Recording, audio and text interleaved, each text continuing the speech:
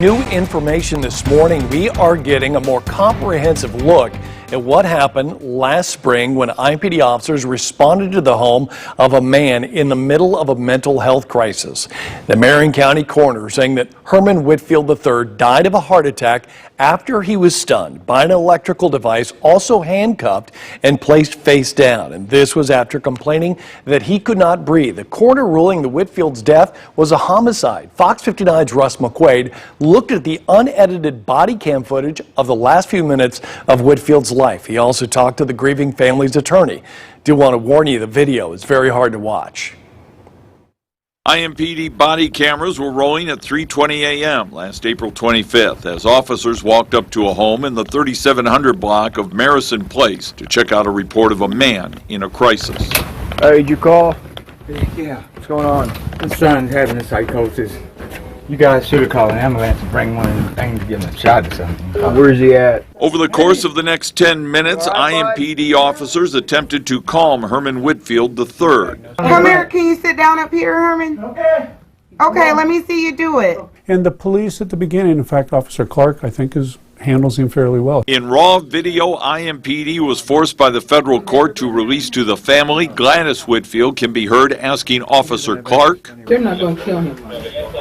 I'm sorry, what? Because he's... We just talked to him. It was obvious from an overlook of those videos that Herman's undergoing a mental health crisis. I got some people coming to talk to you. Officers even tried to address Whitfield by his family nickname. Jack, can you come outside for me? Can you come outside for me, bud? No.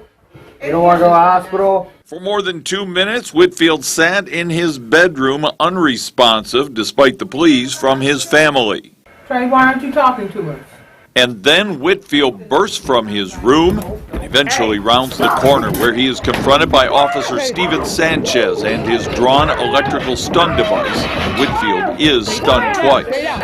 And Herman, instead of rushing the officer, tries to get around the dining room table away from the officer, and that's when he tases him. Then during the struggle to handcuff Whitfield,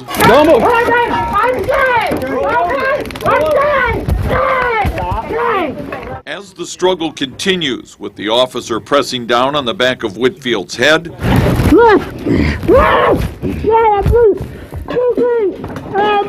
then a minute and 21 seconds after he's stunned, Whitfield utters his final words. Within 2 minutes, Whitfield lies lifeless on the floor of his parents' house as no one apparently checks his pulse or breathing. And then a rookie police officer with less than a year on the job asks, You got the lady in the stomach? To the side? No, I don't want him to get up again. They decided to leave him face down after he cried out he couldn't breathe, and in violation of the general orders and their own training, and the known risk of positional asphyxiation. Almost 4 minutes after Whitfield uttered his final words, paramedics arrived and inquired about his breathing. Hey, bud. Herman.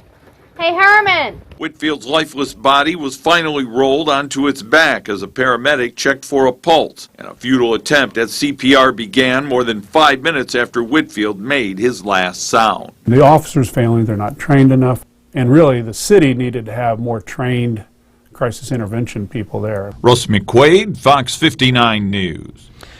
Now, the Marion County prosecutor is still trying to determine if the officers operated with any criminal intent. The Whitfield family is holding a rally in support of their son on Monument Circle today at noon. Meanwhile, IMPD issued a statement following the release of that footage. They told us they do not comment on pending litigation, but went on to say, quote, "At the conclusion of the criminal investigation and any criminal proceedings, the Civilian Majority Use of Force Review Board will review the criminal and administrative investigations and make a recommendation to the Chief of Police on whether the officers' actions were in compliance with department policies and training. Based on a careful review of the facts and the Use of Force Board's feedback, Chief Taylor will consider discipline up to recommendation of determination and the IMPD Civilian Police Merit Board. A separate administrative investigation is being conducted by IMPD Internal Affairs. The officers involved in the incident remain on administrative duty.